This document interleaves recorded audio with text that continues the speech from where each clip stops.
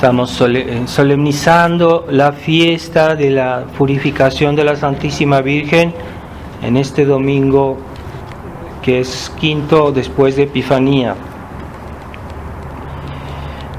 Lectura de la epístola del profeta Malaquías.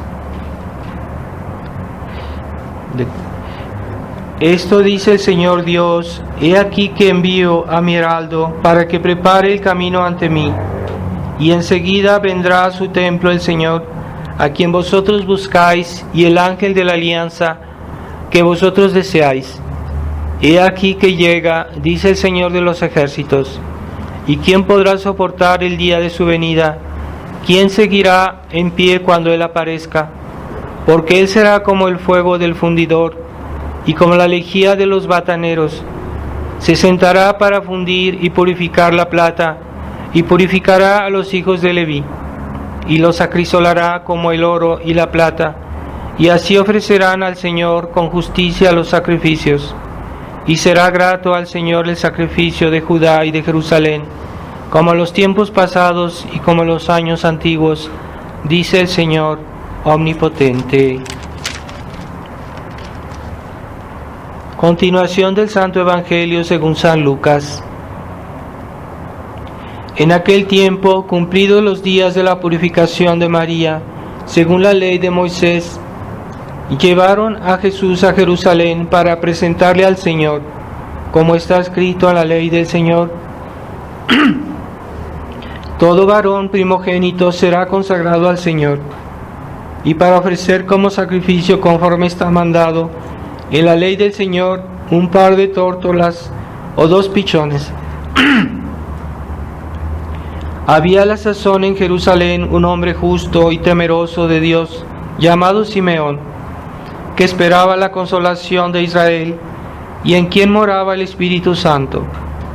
Le había sido revelado por el Espíritu Santo que no moriría antes de ver al ungido del Señor. Y así vino, movido por el Espíritu, al templo, y al encontrar a los padres con el niño Jesús para practicar con él lo prescrito por la ley, tomóle Simeón en sus brazos y bendijo a Dios diciendo: ahora, Señor, puedes ya dejar ir a tu siervo en paz, según tu palabra, porque han visto mis ojos tu salvación, que has preparado a la faz de todos los pueblos, luz para iluminación de las naciones y para gloria de tu pueblo Israel.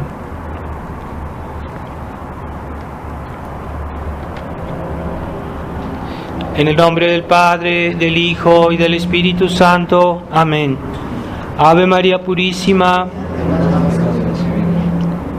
Estimados hermanos, estamos solemnizando la fiesta del 2 de febrero, que es la última fiesta del ciclo de Navidad, y que pues después de que nuestro Señor nació, estaba como en ese tiempo estaba en vigor la ley del Antiguo Testamento.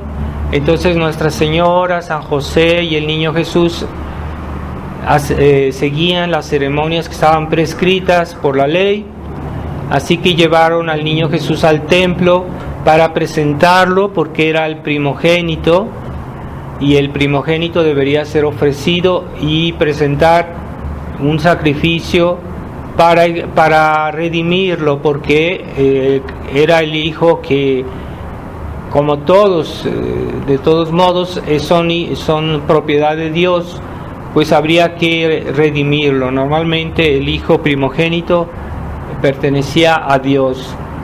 Entonces ellos, como eran pobres, ofrecieron solo unas palomas como sacrificio para redimir al niño Jesús.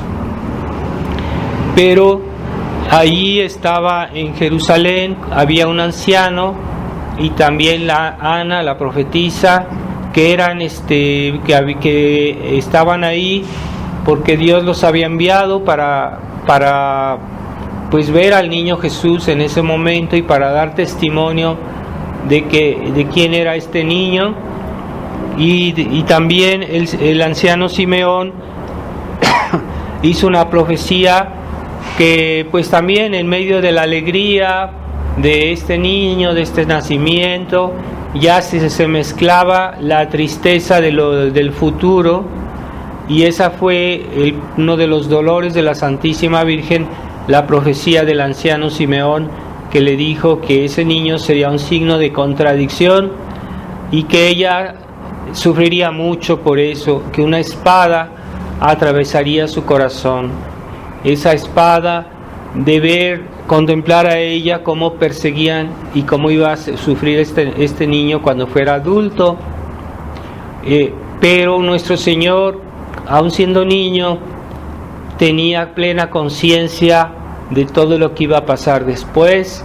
Así que nuestro Señor, se puede decir que nuestro Señor toda su vida sufrió de su futura pasión, porque Él no ignoraba todos los detalles de su pasión, Él lo sabía perfectamente, y ya desde niño ya estaba sufriendo su pasión.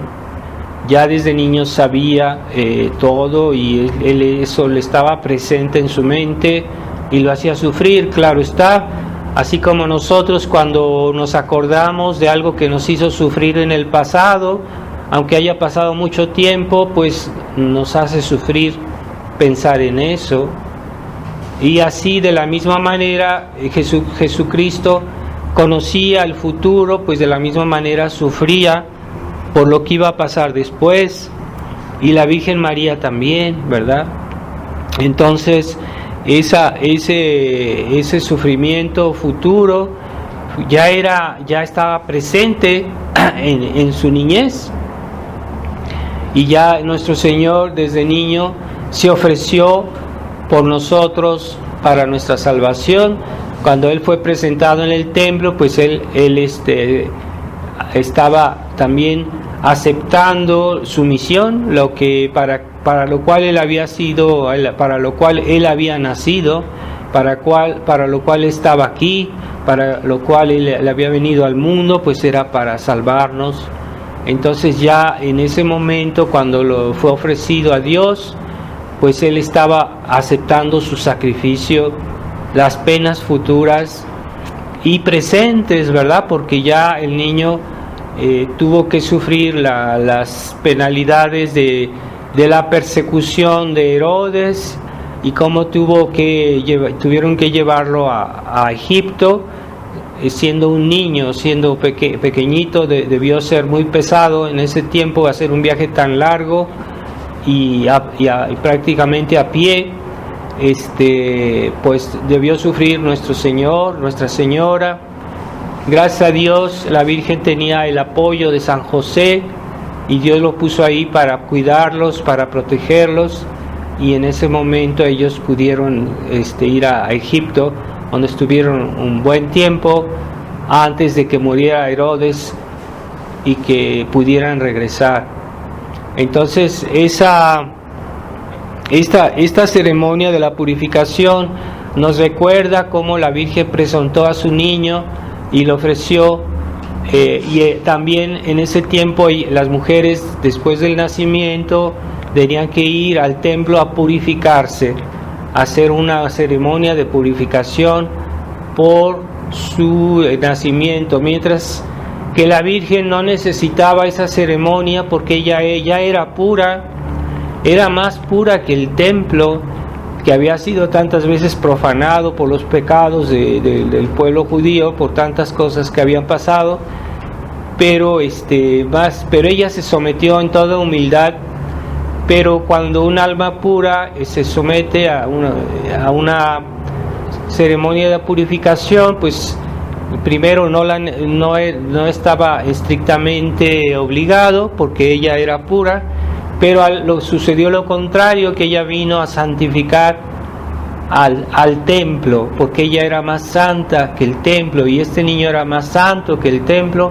Entonces puede decir que más bien fue lo contrario, ¿verdad? Y así como cuando Jesucristo fue bautizado, los padres de la iglesia dicen, no, es que él no necesitaba el bautismo porque era santo.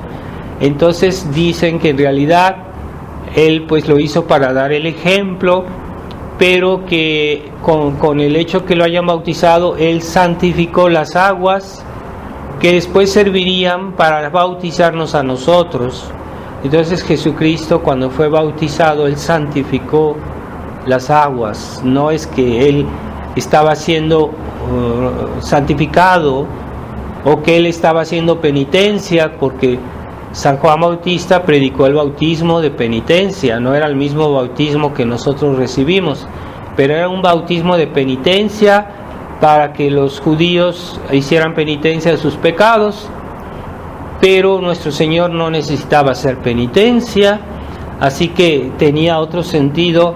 Cuando Él se bautizó, fue lo contrario que sucedió, que Él santificó las aguas de la tierra para que esas aguas un día sirvieran para nuestro bautismo.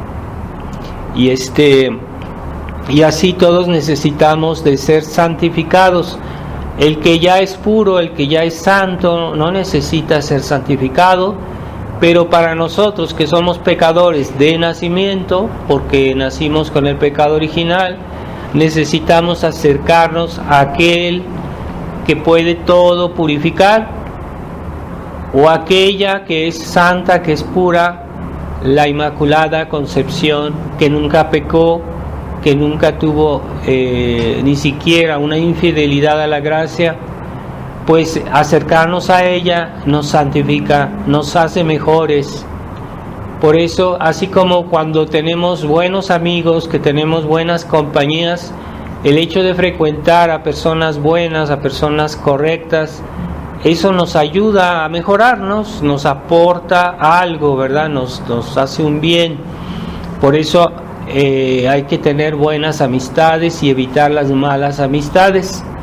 Pero el hecho de acercarnos a Jesucristo, a la Virgen María, de invocarlos, de conocerlos mejor, de meditar sobre su vida, de leer algo sobre el que explica la vida de Jesucristo, de la Virgen María, eso nos hace mejores, nos santifica, nos aporta algo. Y pues es bueno tener esa cercanía con la Virgen María, con Jesucristo. Siempre ha sido el consejo de Dios, de la Iglesia, incluso está en el catecismo, ¿verdad?, de evitar las malas compañías, las malas ocasiones, los malos lugares, las malas lecturas, o hoy se puede decir que las malas cosas que hay en la pantalla, que puede haber en la pantalla también, son cosas que hay que evitar, que hay que protegerse, que nuestras almas sean limpias, para que podamos un día estar con Jesucristo y la Virgen María en el cielo. En el cielo no entra nada que esté manchado, no entra nada que tenga la mínima imperfección, la mínimo pecado, la mínima falta, no puede entrar. Hay que ser inocente como un niño que acaba de ser bautizado para poder entrar al cielo. De hecho, los niños que mueren después del bautismo van directamente al cielo, son pequeños santos. Pero nosotros, ¿cómo vamos a poder decir que somos inocentes como un niño el día de nuestra muerte, no? Casi prácticamente todos pasan por el purgatorio. ¿Y cuán duro debe ser el purgatorio? ¿Cuán duro debe ser el fuego del purgatorio? Que hace que las almas que salen del purgatorio para ir al cielo ya son inocentes como un niño, como un bebé, como un pequeño bebé que acaba de ser bautizado. Así son de inocentes las almas ya purificadas de sus pecados. Así que nosotros en este mundo, si queremos evitar las penas del purgatorio, pues debemos tratar de purificarnos, pero debe ser una purificación intensa. Para que volvamos a esa inocencia de los niños, deberíamos purificar muy intensamente nuestra alma, nuestro corazón. Y es lo que no entienden muchos cristianos que son negligentes en la práctica de esto, ¿verdad? Y pero hoy nos hemos vuelto insensibles En esta época nos hemos vuelto insensibles al valor de la pureza, al valor de la virginidad, al valor de la inocencia, y la gente sabe demasiado sobre las cosas malas, sobre las cosas que son pecaminosas, pero sabe demasiado poco sobre las cosas de Dios. Y de hecho, para conocerlas bien, las cosas de Dios, hay que tener un corazón limpio, un corazón puro, y hay pocas almas que son vírgenes hoy, que son inocentes. Hay pocas personas que llegan al matrimonio sin haber pecado contra la pureza. Son pocas, poquísimas. Hoy prácticamente todos caen en el pecado antes del matrimonio. ¿Dónde están los novios que han practicado una perfecta castidad antes de casarse? Lo cual es una garantía de que ese matrimonio va a vivir en la fidelidad, en la inocencia, la santidad.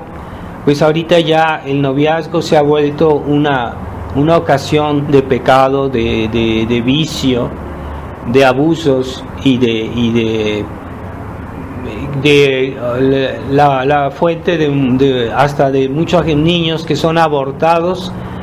Porque tanto niño que hoy hay tanto aborto, pues todo eso viene del noviazgo de los jóvenes que viven sin pureza, sin cuidarse, sin respeto entre ellos, y ya piensa que porque son novios ya tienen derecho sobre el otro, y no tienen derecho. Lo que da el derecho a tener una vida conyugal es el sacramento del matrimonio. Pero unas dos personas que no tienen ese sacramento, pues no tienen derecho a tener una vida en común, porque no están casados, ni siquiera a tener familiaridades dudosas, ni siquiera eso tienen derecho. Y fuera del matrimonio, pues es pecado mortal.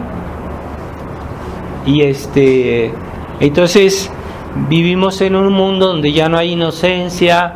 Hasta los niños muchas veces saben cosas que pues no deberían saber, porque a su edad les perjudica saber eso. Hasta se las enseñan en las escuelas a los niños cosas que ellos no tienen por qué saber. No tienen la madurez suficiente para comprender ciertas cosas, y así que eso, en lugar de ayudarlos, los inquieta, los turba y los lleva al pecado incluso. Entonces, para que haya santidad debe haber primero inocencia. La inocencia es la ausencia de maldad, la ausencia de pecado. Una persona que nunca ha pecado, que nunca conoce el mal, se dice que es inocente, ¿verdad? Los niños son inocentes, pero a una cierta edad, ya ahorita cada vez una más temprana edad, ahorita ya los niños pierden su inocencia, lo cual es un gran tesoro. Un alma inocente es como una tierra virgen en la cual se puede sembrar bellas flores, bellas plantas. En una tierra sucia, pedregosa, con maleza, con hierba mala, es muy difícil plantar flores, es muy difícil sembrar trigo que dé en abundancia, que dé fruto en abundancia. No se puede en una tierra que es pedregosa, que es sucia, que es no se puede. Se necesita una tierra limpia, se necesita una tierra fértil, y esa es el privilegio de las almas inocentes. Las almas inocentes son más, pueden fructificar más en las vías de Dios, en la gracia de Dios, en las buenas obras, y pueden llegar mejor a la santidad, porque no encuentran obstáculos, ¿verdad? Si yo siembro una plantita en una tierra fértil, una tierra limpia, pues esa plantita va a crecer muy bien, va Si uno le da el agua, si uno le da todo lo necesario, ya esa plantita va a crecer muy bien, va a dar mucho fruto.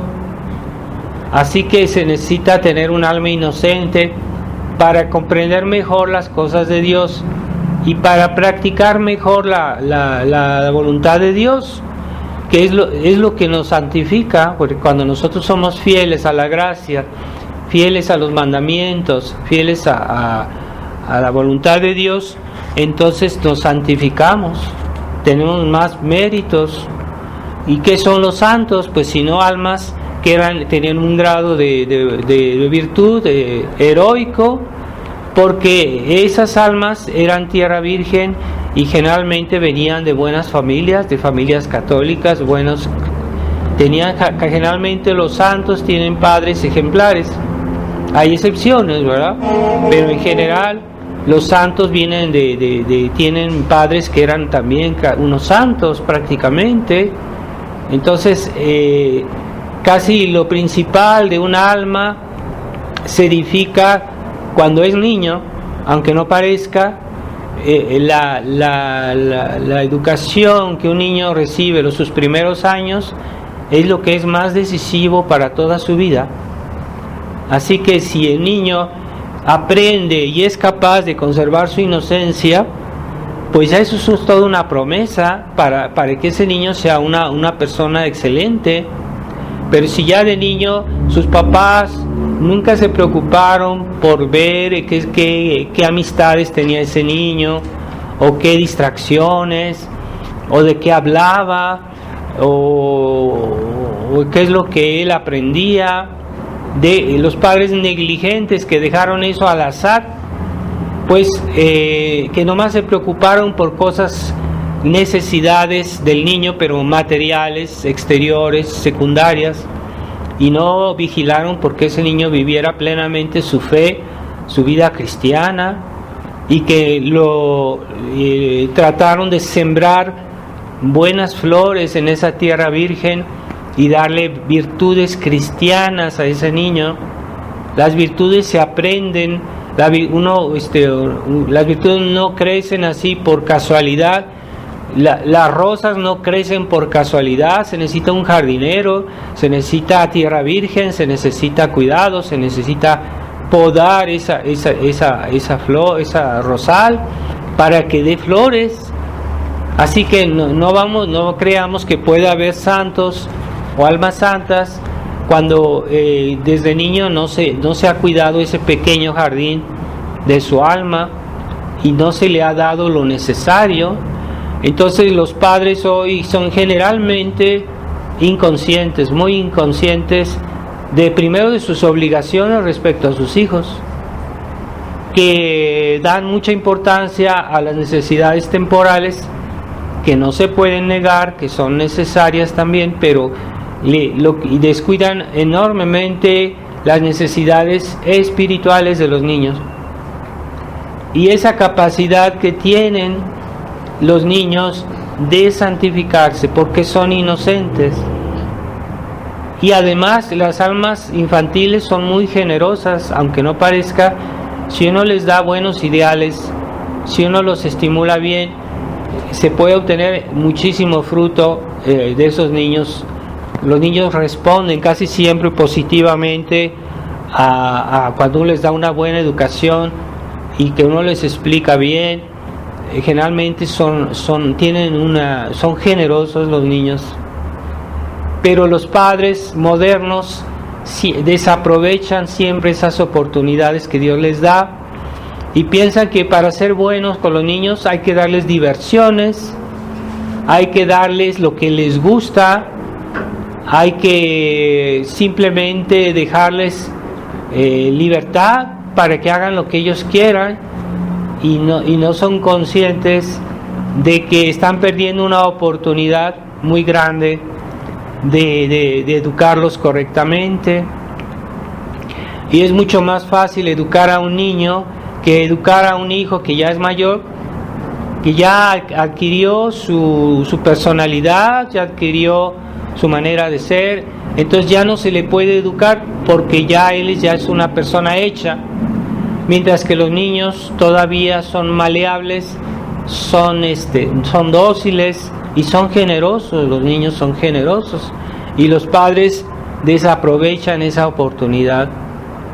Entonces es cuando el niño es más dócil, que es la manera más fácil de ayudarlo y de santificarlo. Por eso la Iglesia siempre ha insistido de darles los sacramentos a los niños, entre más jóvenes mejor. ¿Por qué? Porque son más maleables cuando son pequeños. Así que los niños que son bautizados, lo más cercano al día de su nacimiento, son los niños que aprovechan más el bautismo. Los santos casi siempre fueron bautizados o el día siguiente de su bautismo, de su nacimiento, perdón, o así. No los hicieron esperar mucho. Entonces la negligencia de los papás de hacer esperar al niño porque quieren hacer una fiesta, porque quieren invitar a sus amigos y el niño lo dejan esperando 1 año, 2 años o más. Eso ya es pecado grave. La Iglesia exige que los niños sean bautizados normalmente en el mes, pero yo insisto que si se puede bautizar el día siguiente o lo que fuera, sería lo ideal. Pero es que el respeto humano de que vamos a invitar a fulanito, vamos a hacer fiesta, vamos a hacer... Todo eso no es necesario, todo eso es secundario completamente, no se necesita hacer fiesta. Lo que se necesita es el bien del niño. Eso es lo que cuenta. Y también los otros sacramentos, por ejemplo, San Pío X insistía mucho que les dieran a los niños la comunión apenas tienen uso de razón. Y en esto hay niños que a veces son más precoces que otros, hay niños que están muy pequeñitos pero ya tienen uso de razón y son capaces, como dice San Pío X, para saber si un niño tiene uso de razón, pues debe saber el niño qué es el pecado, que ya entienda cuando se dé cuenta que algo es pecado, que está haciendo un pecado si desobedece, ya entonces tiene uso de razón. O si es capaz de discernir la diferencia entre una hostia consagrada y una hostia no consagrada, entonces ya es capaz de comulgar. Y eso es lo que decía San Pío X, decía: cuando un niño ya distingue entre una hostia consagrada y una hostia que no está consagrada, ese niño ya debe comulgar. Pero los papás esperan, dicen: no, es que le vamos a hacer una fiesta, vamos a comprarle esto, vamos a hacer esperar a tener dinero para comprarle un pastel o no sé qué, y dejan al niño esperando. Y ese niño pierde gracias, porque entre más pronto recibe los sacramentos, más bien le hacen, más profundamente marcan su alma para toda la vida. Y es importantísimo que los niños no los hagan esperar a su primera comunión. Y también la primera confesión es necesaria cuando el niño ya es capaz de hacer pecaditos, cuando ya es capaz de hacer algún pecadito por aquí, por allá, cuando ya comienzas a darse cuenta que está desobedeciendo, que está haciendo un capricho, cuando son muy pequeñitos no se dan cuenta, todavía no tienen uso de razón, pero a una cierta edad ya el niño ya se da cuenta que está haciendo algo malo.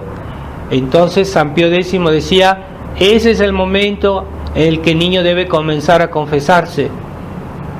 No, hay padres o incluso sacerdotes que dicen no, que cuando él haga su primera comunión, entonces lo hacen esperar hasta 10 años o 12 años, y el niño, como no ha hecho su primera comunión, no lo dejan confesarse. Y San Pío X decía: es posible que los niños pequeñitos también puedan hacer pecados mortales, puede pasar. Entonces, si ese niño hace un pecado mortal y no lo dejan confesarse y lo dejan esperando años, su alma está en peligro, porque ese niño muere, puede condenarse porque ha hecho un pecado mortal. Hay casos de niños que hacen pecados mortales. Entonces, si los padres tienen esas ideas fijas que dicen no, cuando él haga su primera comunión, entonces se va a confesar, y no lo dejan que se confiese. Eso es un grave error, y eso es incluso atentar contra los derechos del niño, porque esos derechos se los dio Dios.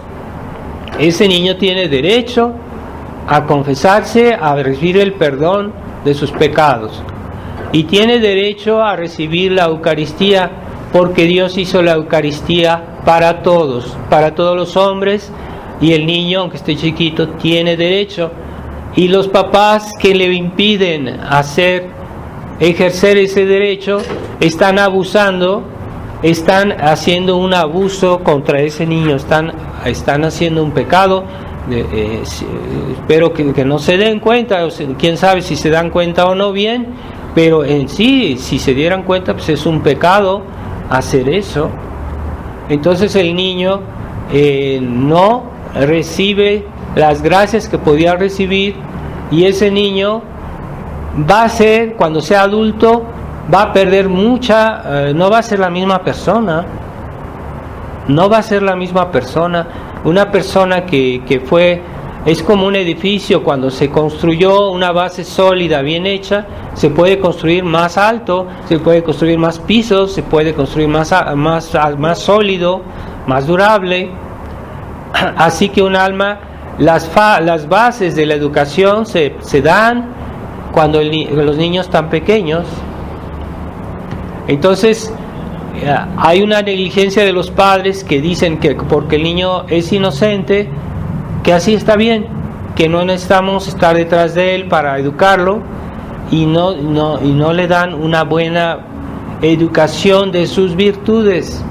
Aprender al niño la paciencia, aprender al niño la obediencia, aprender al niño el amor al trabajo, el amor al deber, aprender al niño a amar a Dios, virtudes de fe, esperanza, caridad, a que el niño aprenda a practicar esas virtudes de la manera que él es capaz, porque ya los niños chiquitos a veces son muy sensibles a cosas que no parecen importantes, pero para ellos son muy importantes, así que se vuelven importantes esos gestos. Por ejemplo, que el niño, si no es capaz de rezar, si todavía no le pueden dar a besar una imagen, para él eso tiene mucho significado. Pero los padres no piensan, no, es que está pequeño, no, él no entiende, así, y no le inspiran, no lo motivan con gestos que significan mucho para él, ¿verdad? Ese gestos de amor a Jesucristo, a la Virgen María, pues son cosas sencillas, pero para el niño es muy importante. Para los padres, ellos dicen, no, es que eso no es un detalle, ¿verdad? Y están fuera de la comprensión de lo que es la realidad, como deberían ser las cosas. Y así que cuando un niño de pequeño se le marca bien su alma con cosas buenas, él va a ser una persona que va a tener una vida cristiana mucho más fuerte, mucho más sólida cuando sea adulto, y va a ser más fuerte contra las tentaciones, contra el pecado. Va a ser una persona con virtudes fuertes, que hoy es lo que se necesita. Hoy la gente ya no tiene virtudes fuertes, ya no tiene carácter, ya no tiene constancia, ya no tiene perseverancia, porque a cualquier contradicción, cualquier pena, se desaniman y cometen errores y añaden pecado sobre pecado. Así que tienen una colección de pecados, ¿verdad? Porque no saben resistir, no saben decir no cuando hay que decir no, y no saben decir sí cuando hay que decir sí, y cuando uno dice sí, mantener sus propósitos, no después decir sí, mañana ya cambié de idea, o ya no lo voy a hacer, etcétera. Esa gente nunca construye nada, son gente que son un peso para la sociedad, un peso y hasta a veces un peligro para la sociedad, las personas que no tienen virtudes. Y es lo típico hoy de la juventud moderna, es que no tienen virtudes, son personas muy sin consistencia, no saben mantener un camino recto y ser fuertes y tener convicciones, tener principios. Ya no saben, la juventud moderna. ¿Por qué? Porque cuando eran niños sus padres vivieron con una constante desatención de la educación de los niños. ¿Qué es lo más importante que los padres pueden aportar a sus hijos? El ejemplo y la educación. Porque el ejemplo cuenta mucho para los niños. Los niños imitan siempre lo que hacen sus papás. Los niños, si ven que su papá trabaja en esto, va a jugar a eso, el niño va a jugar a eso y se va a sentir importante porque está imitando a sus papás. Entonces, si los niños ven que sus papás tienen virtudes, que sus papás se portan bien, que sus papás tienen fe, que sus papás tienen amor a Dios, esos niños van a imitar. Así que si los niños ven que sus papás rezan con devoción su rosario, pues es una lección para él y eso lo motiva, ¿verdad? Entonces hay papás que son muy exigentes con los hijos pero no les dan ejemplo. Entonces el niño obedece por temor pero no por convicción. ¿Y qué es lo que le da convicción? Pues es el ejemplo. Cuando el niño ve que sus papás se portan bien, él va a estar motivado para portarse bien. Entonces en este día de la presentación del niño Jesús en el templo, la purificación de Nuestra Señora, pues es un día que es la pureza misma, ¿verdad?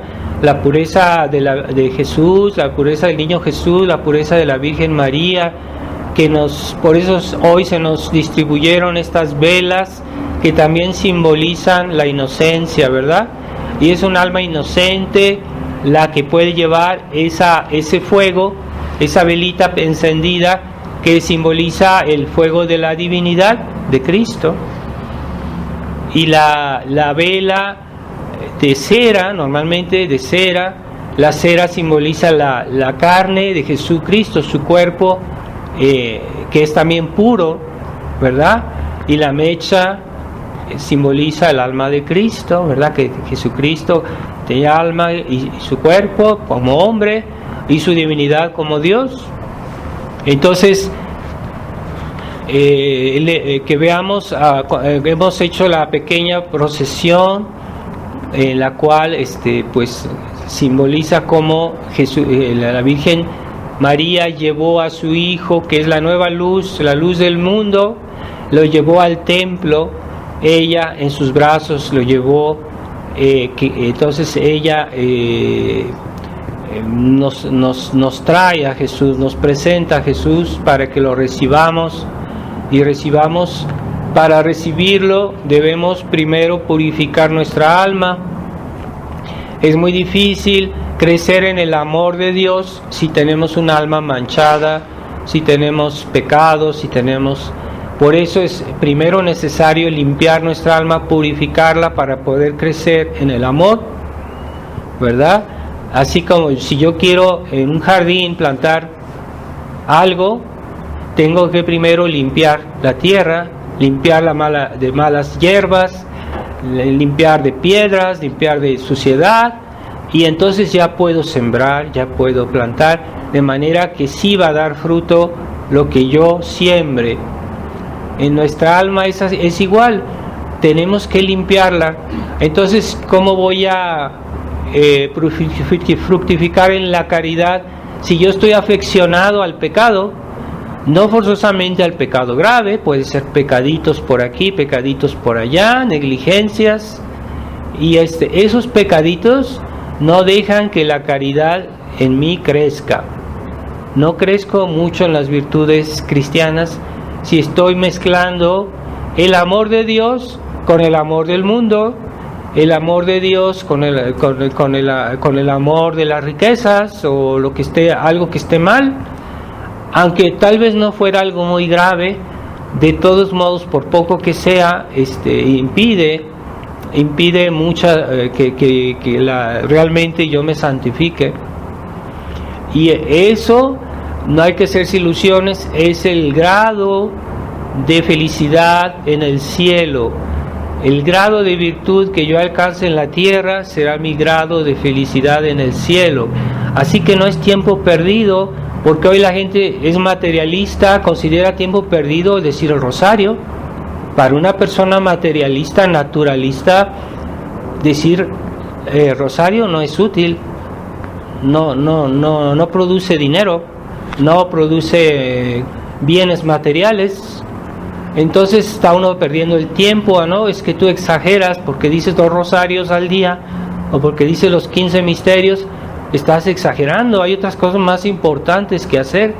Y se ve a las personas que rezan como personas inútiles o personas que no producen, y en realidad para eso estamos en la tierra, para santificarnos.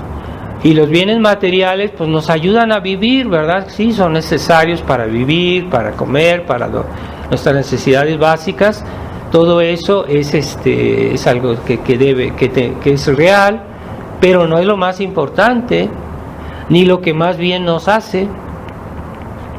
Así que no hay nada que sea indiferente en nuestra vida. Debemos, lo que no se hace bien, lo que no se hace por Dios, pues puede ser un pecado, la negligencia, todo eso se va a pagar porque nada será excluido del juicio de Dios. Así que nada es indiferente, pues nuestros actos que hacemos conscientemente y voluntariamente pues no son indiferentes. Siempre si lo hacemos sometiéndonos al orden de Dios, pues es servir a Dios. Si lo hacemos con egoísmo o con mala intención, pues eso es pecado. Todo lo que se separa de la voluntad de Dios es pecado, ¿verdad? La voluntad de Dios no la manifiesta por nuestras obligaciones, ¿verdad? ¿Cuáles son las obligaciones que tengo yo? Tal vez como padre o madre de familia tengo obligaciones, pues eso es la voluntad de Dios, ¿verdad? Incluso Dios puso en la naturaleza humana su ley, es lo que se llama la ley natural, esa ley natural que está inscrita en nuestra naturaleza, ¿verdad? Yo debo respetar esa ley natural, ¿verdad? Y si no la respeto, estoy haciendo un pecado. Por ejemplo, Dios nos dio la razón para conocer la verdad y practicar el bien. Entonces, eso es la ley natural, está inscrito en nuestra naturaleza. La cabeza es para pensar y hay que usarla. Y hay gente que se refusa, que no quiere rezar, que no quiere pensar, que no quiere razonar, y son perezosos para reflexionar. Eso es pecado, porque yo no estoy usando ese talento que Dios me dio, que se llama inteligencia, y no lo uso. Entonces, cuando debiera y cuando tengo necesidad, debo razonar, debo reflexionar. No debo hacer las cosas así como vengan, debo pensar las cosas para tomar una decisión. Ese es el orden natural de las cosas. Dios hizo así las cosas. Si yo abuso del orden que Dios puso en mí, en mi cuerpo, pues yo me voy a enfermar, porque estoy saltándome el orden que Dios puso en las cosas. Y así en todas las cosas, que es la razón que nos ayuda a saber qué debo hacer, ¿verdad? Pero hay gente que no se guía por la razón, se guía por los sentimientos. Entonces, hoy amanecí de buen humor, pues hoy voy a ir a divertirme porque tengo ganas, porque me gusta.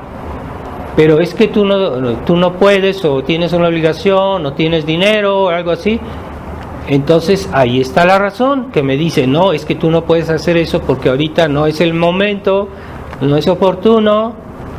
Entonces ahí la razón suple y nos ayuda a no tomar malas decisiones. Pero si la gente se guía en todo por el gusto, están errando, como a esas personas que se casan y dicen, yo me quiero casar con fulanito porque nos amamos, nos queremos. Sí, pero no es suficiente el afecto. Hay que ver si una persona es apta para ser un esposo bueno o una mujer es apta para ser una buena esposa. Y si no es apta, que no se case, que no se puede casar. ¿Para qué? Para crear un matrimonio que va a fracasar después de un año y que los niños van a quedarse sin padre o sin madre. Eso les va a afectar a los niños. Entonces no hay que casarse con alguien solo por ese afecto, por ese afecto que se puedan tener, que pues algo bueno, pero no es lo principal, ¿verdad? Como la Iglesia prohíbe a los católicos de casarse con un protestante, porque los hijos van a salir ni protestantes ni católicos, van a ser un desastre. Las familias mixtas en la cual se casan los hombres, se casan con una protestante o un protestante, después va a haber muchos problemas, y por eso normalmente la Iglesia prohíbe casarse con otra religión. Es que nos queremos, nos amamos, y es la única cosa que ellos piensan y que consideran que es decisivo, que es lo único, y eso es un error. Es un error romántico que se nos ha inculcado mucho en México por las películas, la música romántica, todo eso es un error. No es cristiano eso. Y es mejor no casarse que casarse mal. Y después los hijos pagan los errores de los padres. Entonces, que los padres no se dicen, ¿por qué mi hijo salió así? ¿Por qué mi hijo después no me quiere, me falta el respeto, no me obedece? Uy, porque tú no hiciste lo que debías, como lo debías hacer. Entonces, un hogar se construye muchos años antes de casarse, porque las virtudes que una persona adquiere cuando es joven, cuando es niño, esas son las virtudes que va a tener cuando sea padre de familia y cuando tenga otros hijos. Él va a tener una bonita familia, porque tiene una herencia, un legado moral, espiritual. Entonces ahí se construyen bonitas familias, bonitas. Y cuando un padre hace eso con su hijo, y su hijo hace eso con su hijo de él, y así sucesivamente, pues cada vez las familias son mejores. Hay un legado familiar, y que en otros tiempos había esa herencia que hacía que cada vez las familias eran más cristianas, mejores, porque había una herencia moral, y eso se cuidaba, se cultivaba, se protegía. Pero hoy, ¿por qué cada vez los hijos salen peores que los padres? Porque ya no hay herencia moral, porque los padres no tuvieron cuidado de transmitir los valores que ellos habían recibido, los valores espirituales y morales. No tuvieron cuidado de transmitirlo a sus hijos, y no solo transmitirlo, de hacerlo crecer más. Así que si yo adquirí una virtud, yo voy a procurar que mi hijo tenga esa virtud, pero que sea mejor que yo, si es posible, que él crezca más en esa virtud que yo. Y entonces el hijo sale mejor que el padre, porque esa herencia moral se va desenvolviendo. Eso era lo típico de las sociedades cristianas de otros tiempos, ¿verdad? Que se construía, las almas se construían, ¿verdad? Por ejemplo, en la Edad Media hubo muchísimos santos, pero ¿qué era la Edad Media? Si no, fueron los bárbaros. Cuando Roma estaba en decadencia, vinieron los pueblos bárbaros que invadieron todo el imperio romano, y era gente bárbara que no tenía nada, y esa gente fue educada poco a poco por la Iglesia, por los monjes, y se fue construyendo una vida cristiana, y cada vez esa gente llegó a ser mejor y llegó a ser mejor. Pues bien, la Edad Media es el fruto de la evangelización de los pueblos bárbaros, porque la Edad Media eran todos esos pueblos que antes eran bárbaros, pero que llegaron a ser no solo cristianos, sino buenos cristianos. Y por eso en la Edad Media está llena de santos, ¿verdad? ¿Y por qué hoy ya no hay santos? Pues porque los padres de familia ya no saben educar a sus hijos. Solo les dan de comer, les dan de vestir, y con que tengan la escuela dicen, yo ya cumplí. Y ya dejan a los niños que sí, que hagan lo que quieran, o sea, les dan una gran libertad.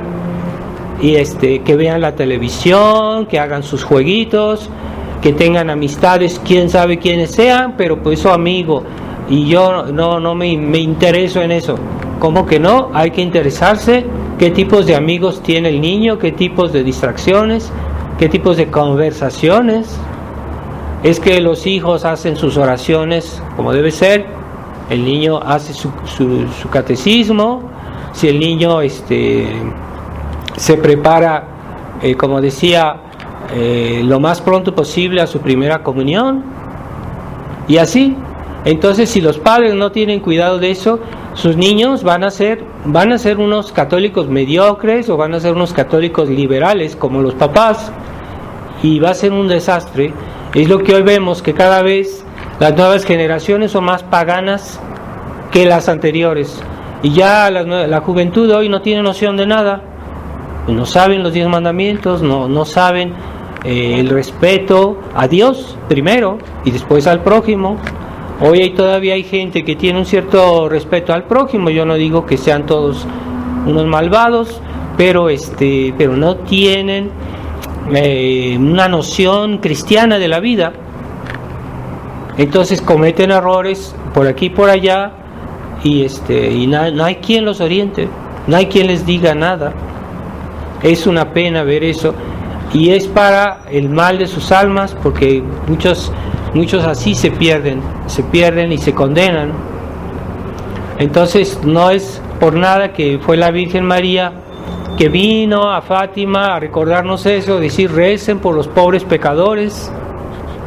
Y ella, esos niños a los cuales se apareció, que eran unos niños buenos, que eran unos niños normales, pero el hecho de haber visto a la Virgen santificó a esos niños. Esos niños cambiaron completamente por el hecho de haber visto a la Virgen y hablado con ella. Esos niños se convirtieron en unos santitos porque habían visto a la Virgen. Entonces es importante que tengamos un contacto con Dios en nuestra vida, que tengamos contacto con la Virgen. Eso nos hace mejores, nos santifica, y eso ayuda sobre todo a la niñez, a la juventud, el hecho de tener contacto con Dios. Pero hoy la gente ya no sabe rezar, y no le gusta rezar, le molesta rezar. Y si uno les dice: ven a rezar, no, es que yo no tengo tiempo, me voy a aburrir, ¿qué voy a hacer a rezar? Lo ven como un peso, no lo ven con gusto, con placer de hablarle a la Virgen, de estar en contacto con Dios, ¿verdad? Es lo que nos hace mejores. Esa es lo que nos santifica, es cuando nos acercamos a Dios. La santidad es la medida de nuestro acercamiento a Dios. No se puede ser santo si uno se aleja de Dios, es lo contrario. Entonces la santidad es acercarse a Dios. Más cerca estamos de Dios, más cerca estamos de la Virgen, mejores somos. Es lo que nos hace mejores. Es como cuando nos acercamos al sol, pues nos calienta más, no tenemos menos frío, ¿verdad? Así es con Dios. Pero la lección de esta fiesta, sobre todo en la pureza, y pídanle mucho a Dios que suscite entre las almas infantiles, en la juventud, ese amor de la pureza, que ya la gente no sabe ni qué es. Amor de la pureza, amor de la inocencia, porque es la condición para poder sembrar la vida cristiana, ¿verdad? Entonces hay que tener ese amor de la pureza. Y es así como Santo Domingo Sabio, que era un niño, justamente un santo, y una vez sus amigos le decían: vamos, hay una feria, allí hay juegos mecánicos, vamos a ver, vamos a jugar, vamos a divertirnos, ven con nosotros. Y él les dijo: yo prefiero guardar mis ojos limpios para poder ver a la Virgen en el cielo. Y no quiso ir, ¿verdad? Y en ese tiempo las distracciones eran un poco más inocentes que las de hoy, pero imagínense lo que respondió este niño. Otros dirían: ese es un niño aburrido, es un niño que no sirve para nada. es un niño que no sabe distraerse, que no sabe. No, él dijo, yo prefiero no ir a esas distracciones porque quiero conservar mis ojos puros para poder ver a la Virgen en el cielo. ¿Verdad? Qué bonita reflexión que hizo este niño, pues era un santo. Hoy los santos ya son incómodos. A la gente no le gusta la generosidad en la vida cristiana, eso les parece una exageración. Entonces, como si fuera algo fuera de lugar. Por eso ya no hay héroes, ya no hay santos, pues no. ¿Y cuál es el resultado?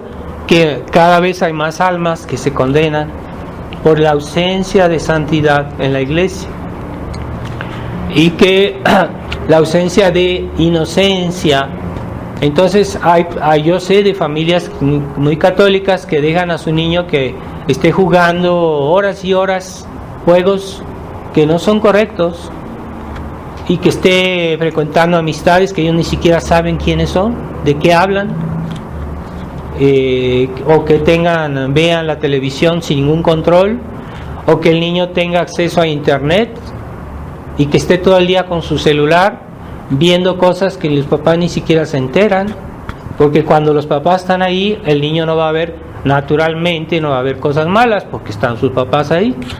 Entonces no es normal que los niños pequeños tengan celular. Yo pienso que es cosa para adultos. Entonces, pero los papás creen que son buenos cristianos y dejan a los niños que vayan a internet. Es un error. Hay teléfonos que no tienen acceso a internet y que pueden servir tal vez eventualmente para los niños para comunicarse con sus papás por alguna razón. Entonces es diferente, pero que el niño tenga acceso a internet no es normal.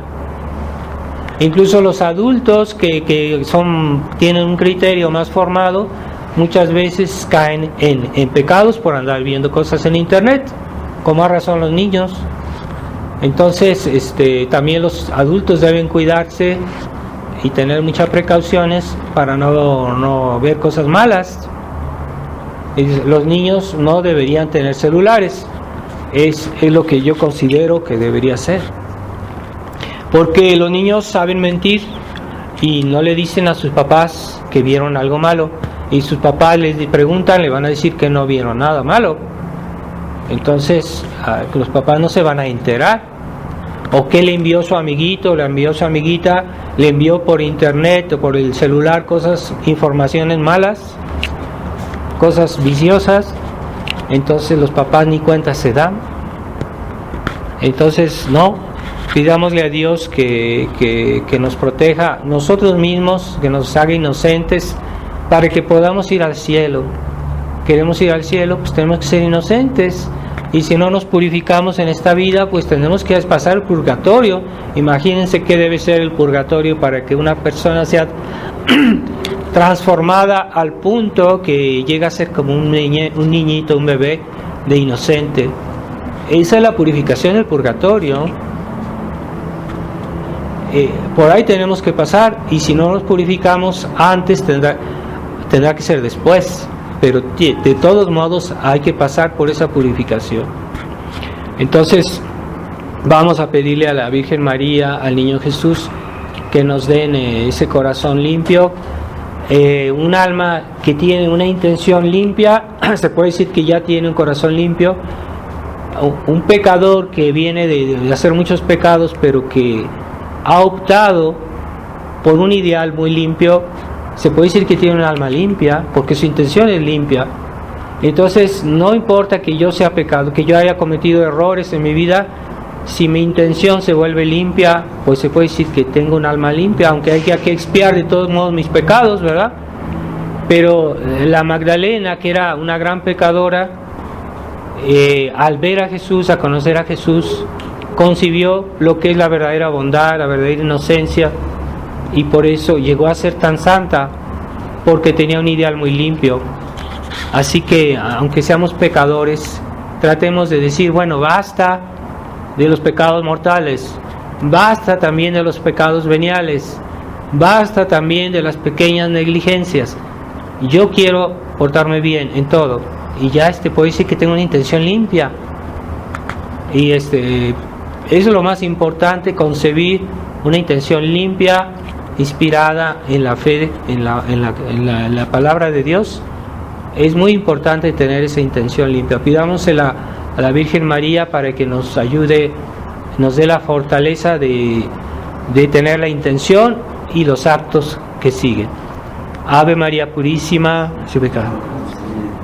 En el nombre del Padre, del Hijo y del Espíritu Santo. Amén.